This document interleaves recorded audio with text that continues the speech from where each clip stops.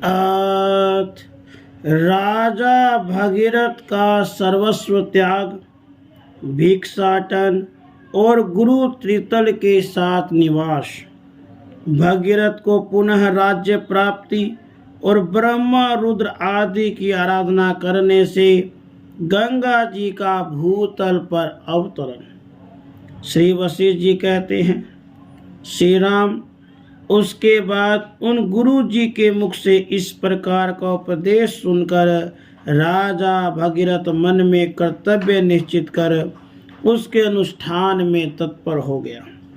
कुछ ही दिन व्यतीत होने पर राजा भगीरथ ने एकमात्र सर्वत्याग की सिद्धि के लिए अग्निष्टोम यज्ञ का अनुष्ठान किया। उसमें उसने ब्राह्मणों तथा अपने बंधुओं को गौ, पृथ्वी, घोड़े, सुवर्ण आदि समस्त धन दे दिया।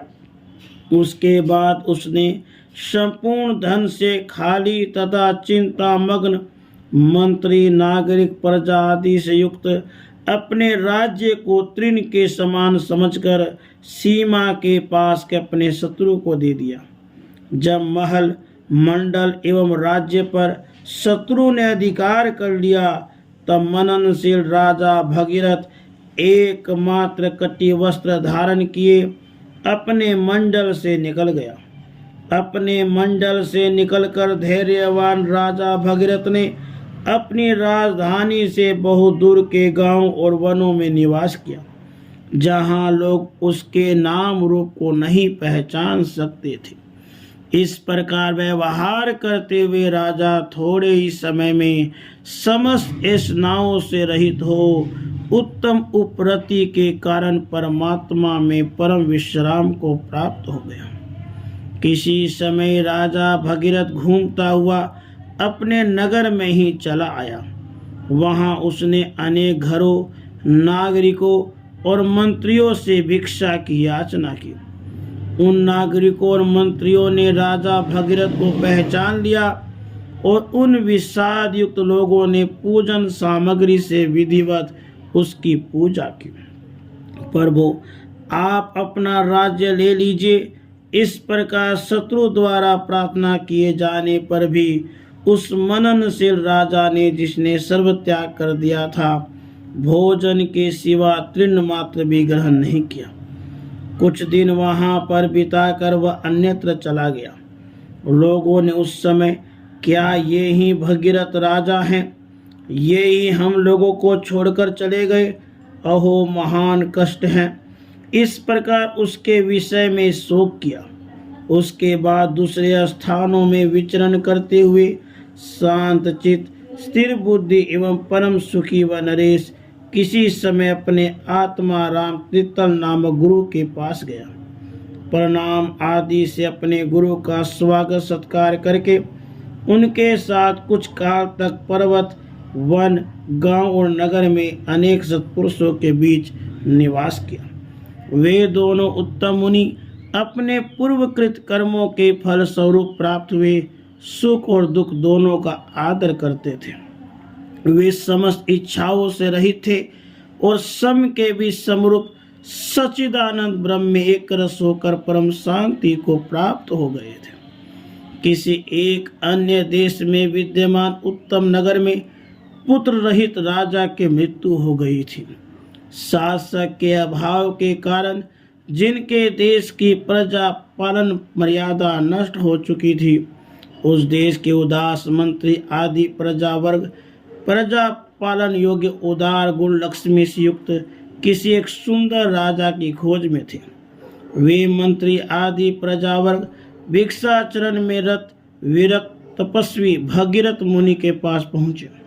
वे उनको प्रजा पालन योग्य समस्त शुभ गुणों से युक्त जानकर आदर सत्कार पूर्वक ले आई और उनको सेना सहित राज्य पर अभिषिक्त करके राजा बना दिया।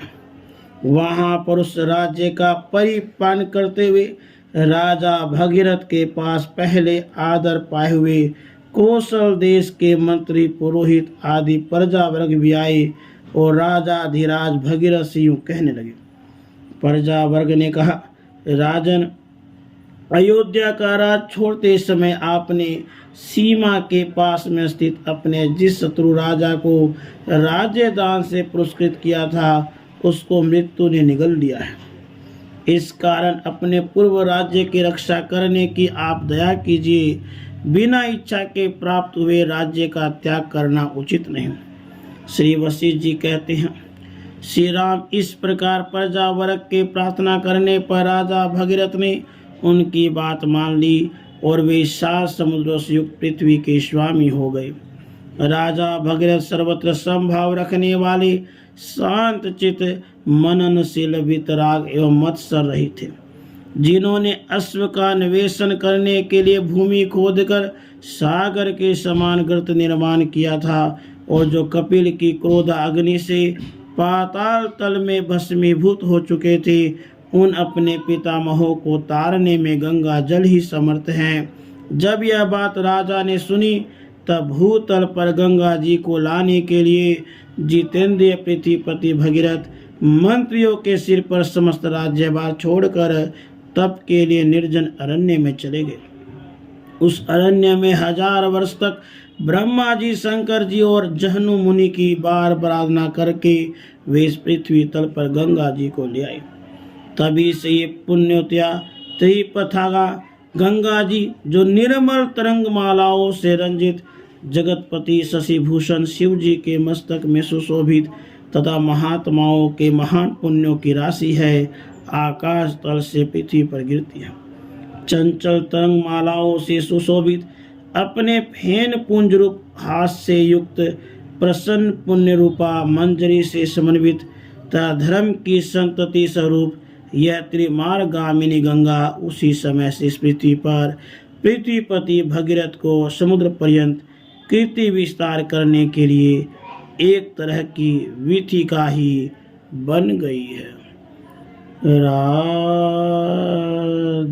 कृष्ण, राधे